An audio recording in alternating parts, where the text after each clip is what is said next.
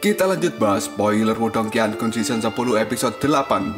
Oke lah, nggak usah banyak Mang Ming. Kita langsung masuk aja ke pembahasan.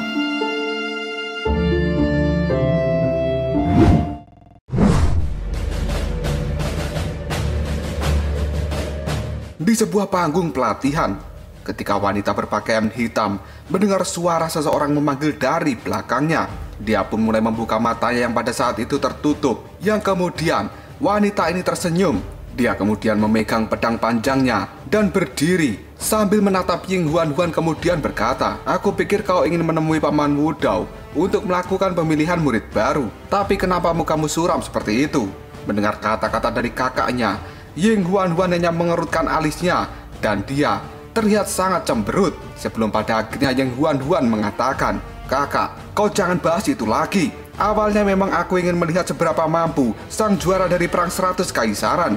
Tapi ternyata dia hanyalah seorang idiot yang sombong." Sambil berbalik dan mengalihkan pandangan ke Sungai Pil, Ying Xiaoxiao kini bertanya, "Kenapa? Ada apa memangnya?" Mendengar pertanyaan seperti itu, Ying Huan dengan nada yang menggerutu dan marah mengatakan, orang itu benar-benar menyebalkan karena dia mengabaikan kesempatan untuk memasuki aula langit dan malah memilih untuk bergabung dengan aula sunyi. Mendengar hal itu, Ying Xiaoxiao juga sangat terkejut karena ini adalah pertama kalinya ada seseorang yang mengabaikan aula langit dan memilih bergabung dengan aula sunyi. Setelah itu, Ying Huan melanjutkan kata-katanya. Dan satu lagi, orang itu berkata bahwa dia ingin mempelajari kitab suci penghancuran besar.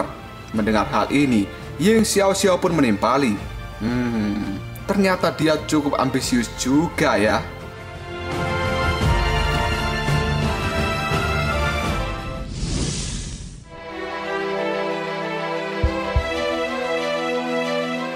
Ying Huan kembali mendengus. Yang kemudian dia berkata, "Iya, dia memang cukup ambisius. Tapi aku khawatir ambisinya itu pada akhirnya akan membunuh dirinya. Dia kira dia itu siapa? Jika kitab suci penghancuran besar begitu mudah untuk dikuasai, maka aula sunyi pasti akan melampaui aula langit sejak lama. Kakak, bahkan kau saja telah bermeditasi di depan tablet kesunyian selama berbulan-bulan. Tapi pada akhirnya kau juga masih gagal untuk mempelajari apapun dari kitab penghancuran besar itu. Bagaimana orang baru seperti dia akan bisa berhasil?" Sambil mengombang-ambingkan pedangnya yang memiliki aura yang sangat tajam, kini Ying Xiaoxiao menjawab perkataan dari Ying Huan, "Aku pada saat itu tidak memiliki hubungan dengan kitab suci penghancuran besar. Dan orang lain mungkin memang benar-benar bisa mempelajarinya. Untuk bisa menguasai kitab suci penghancuran besar, seseorang membutuhkan lebih dari sekedar kemampuan. Kakak, jangan bilang bahwa menurutmu pada saat ini orang itu memiliki peluang untuk berhasil." Ying Xiaoxiao kemudian menjawab perkataan Ying Huan. Sepertinya dia memiliki kesempatan 20% untuk bisa berhasil. Mendengar hal itu, tatapan mata dari Ying Huan melebar. Yang kemudian dia berkata, "Kakak, sebenarnya kamu telah mengatakan bahwa dia memiliki peluang 20% untuk berhasil. Bagaimana bisa? Kamu saja belum bertemu dengan orang itu." Ying Xiaoxiao kini mulai menjelaskan pada Ying Huan dengan nada suara yang lembut, "Adikku, seseorang yang berasal dari kerajaan peringkat rendah dan mampu melampaui para jenius dari kerajaan super. Dia bukanlah orang yang bodoh. Apalagi dia telah menjadi juara dari perang 100 kaisaran. Dan itu tidak hanya bergantung pada keberuntungan saja." Mendengar hal ini, Ying Huan merasa tidak puas. Dia kembali cemberut dan mengatakan, "Siapa yang tahu apa yang akan terjadi? Tidak ada yang istimewa dari orang itu. Dan lagi pula, orang itu masih berani bertaruh denganku." Ketika Ying Huan mengatakan hal ini, tiba-tiba saja Ying Xiaoxiao berkata dengan nada yang acuh tidak acuh, "Jangan ganggu aku dengan masalah seperti ini. Ada banyak orang yang bersedia untuk membantu dirimu. Dan kamu tidak membutuhkanku. Aku juga tidak ingin terganggu oleh masalah kecil seperti ini. Karena aku memiliki hal-hal yang lebih penting untuk diperhatikan."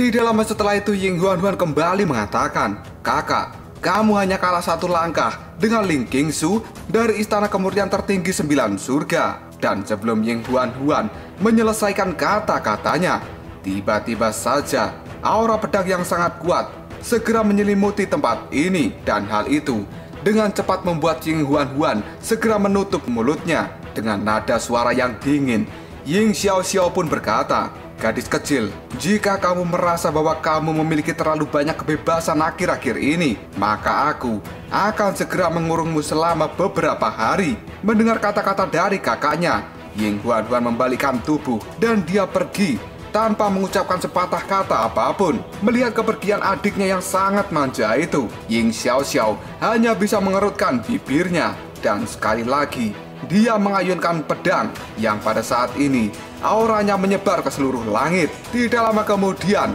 ayunan pedang yang dilakukan oleh Ying Xiaoxiao itu, auranya segera membelah sungai Pil yang ada di hadapannya. Dan tidak lama setelah itu, energi nirwana yang sangat kuat pada saat ini telah membentuk sosok ilusi dari Ling Qingsu yang merupakan rival dari Ying Xiaoxiao. Hal ini membuat mata dari Ying Xiaoxiao menjadi sangat tajam.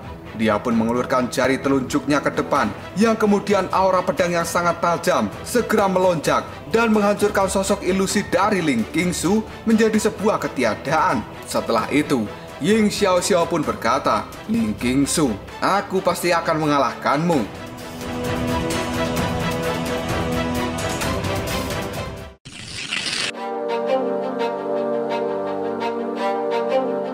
Keesokan harinya, sinar matahari pagi menyinari sektor Dao, dan pada saat ini telah terjadi keributan yang tidak biasa di pegunungan besar Aula Sunyi. Keributan ini berawal dari tersebarnya berita tentang Lindong yang telah menjadi juara perang 100 Kaisaran, yang pada saat ini telah bergabung dengan Aula Sunyi. Karena sebenarnya saat itu Lindong telah menolak tawaran untuk bergabung dengan Aula Langit, dan hal itu benar-benar membuat heboh di antara para murid. Tapi masih ada satu hal lagi yang menghebohkan para murid-murid itu, karena ini adalah sebenarnya Lindong yang baru saja menjadi murid di tempat ini bisa menerima perendaman kepala di Sungai Pil pada hari pertamanya. Dan menurut aturan, perendaman kepala di Sungai Pil itu hanya bisa dilakukan oleh murid-murid yang memiliki kinerja yang sangat baik dan memenuhi syarat untuk menerima perendaman kepala di Sungai Pil.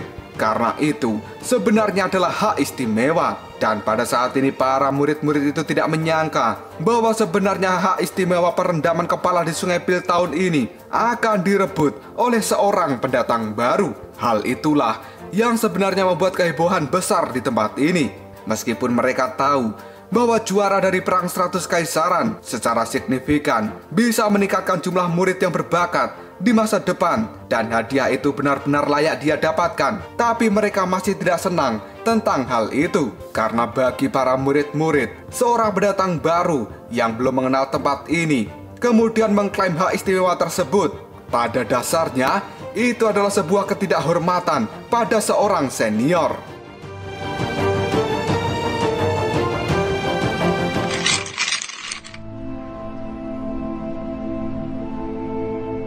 Cerita kemudian berpindah ke sisi selatan dari Aula Sunyi, dan tempat itu dekat dengan Sungai Pil. Di sana ada gunung yang sangat besar. Di puncak gunung itu sendiri ada panggung pelatihan yang sangat luas yang pada saat ini telah dipenuhi oleh banyak orang. Di depan tempat pelatihan itu ada sekelompok orang yang sedang berkerumun, dan di tengah-tengah kelompok ada seorang pria berpakaian abu-abu yang menatap tajam pada Sungai Pil di depannya dengan wajah yang muram, karena sebenarnya dia pada saat ini sedang sangat marah.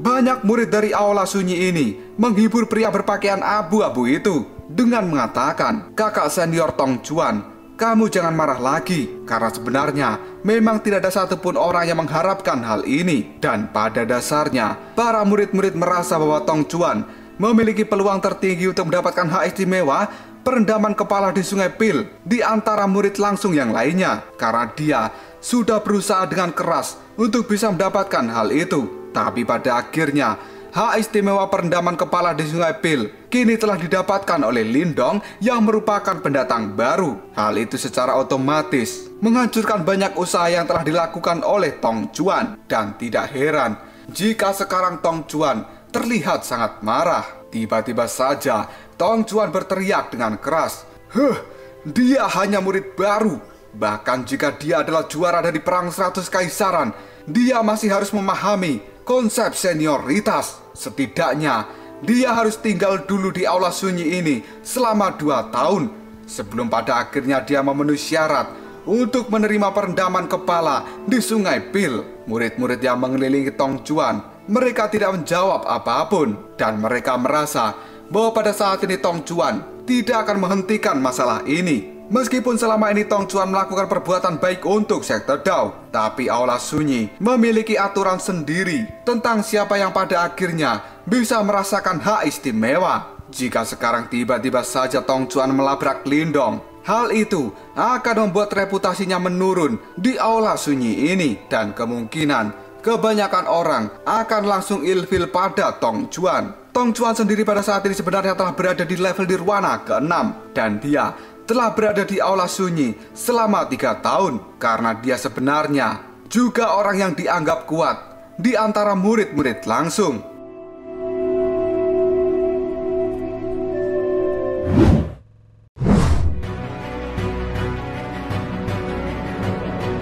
Pada saat ini jumlah murid yang telah menerima kabar bahwa Lindong akan segera menerima perendaman kepala di Sungai Pil, mereka segera menuju ke panggung yang ada di dekat Sungai Pil.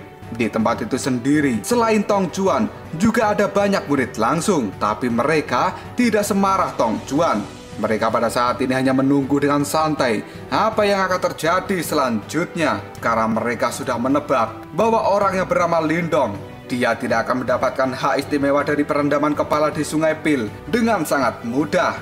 Tidak lama kemudian, banyak suara angin yang berhembus, yang ternyata itu adalah kedatangan dari kelompok Lindong. Yang pada saat ini, orang yang menjadi pimpinan kelompok itu adalah Lindong sendiri. Ketika melihat hal ini, suasana panggung yang tadinya ricuh tiba-tiba menjadi sangat sunyi. Dan banyak tatapan mata segera melihat pada Lindong. Sebagian besar tatapan mata mereka benar-benar meremehkan Lindong yang baru saja mendaratkan kakinya di tempat ini. Dia merasakan suasana yang tidak mengenakkan. Tapi Lindong juga tidak terkejut, karena dia sudah sangat mengerti. Meskipun dirinya pada saat ini adalah murid langsung, tapi tetap saja Lindong berstatus sebagai murid baru. Dan kebanyakan dari mereka meremehkan Lindong karena belum mengetahui kekuatan dari Lindong yang sebenarnya. Tiba-tiba saja Xiaodo yang berada di samping Lindong, dia tersenyum yang kemudian mengatakan, "Haha, Lindong, di tempat ini ada banyak kelompok pemuda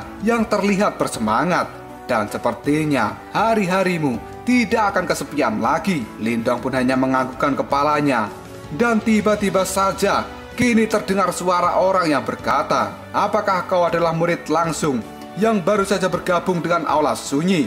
Dan namamu adalah Lindong?" Karena sebenarnya orang yang berkata itu adalah Tong Juan yang sekarang sudah melangkah maju menuju hadapan Lindong. Ketika banyak orang melihat Tong Juan telah mengambil langkahnya untuk berhadapan dengan Lindong, mereka pun berkata satu sama lain, sepertinya akan ada pertunjukan yang bagus. Ketika melihat hal ini, Lindong tersenyum. Dia menangkupkan tinjunya dan kemudian berkata, "Aku adalah junior Lindong, senang bertemu denganmu senior."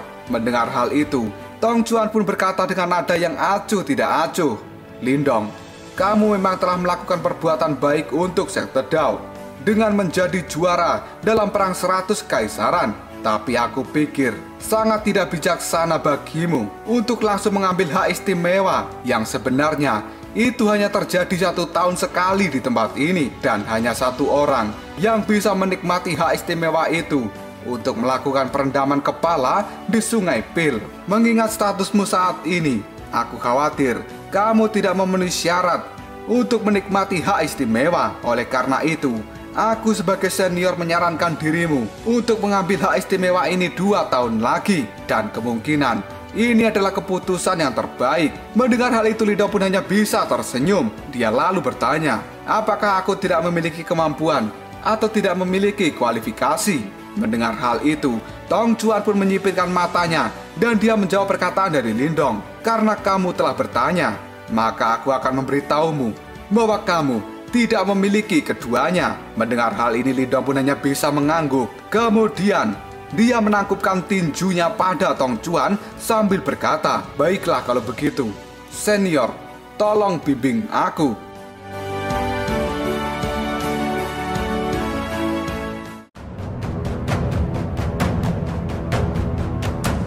Lalu apakah yang akan terjadi selanjutnya? Apakah di tempat ini Lindong akan segera bertarung dengan Tong Chuan yang merupakan seniornya? Dan siapa yang akan memenangkan pertarungan itu? Jika kalian penasaran, tunggu aja jawabannya di next video Ngobrol Shop.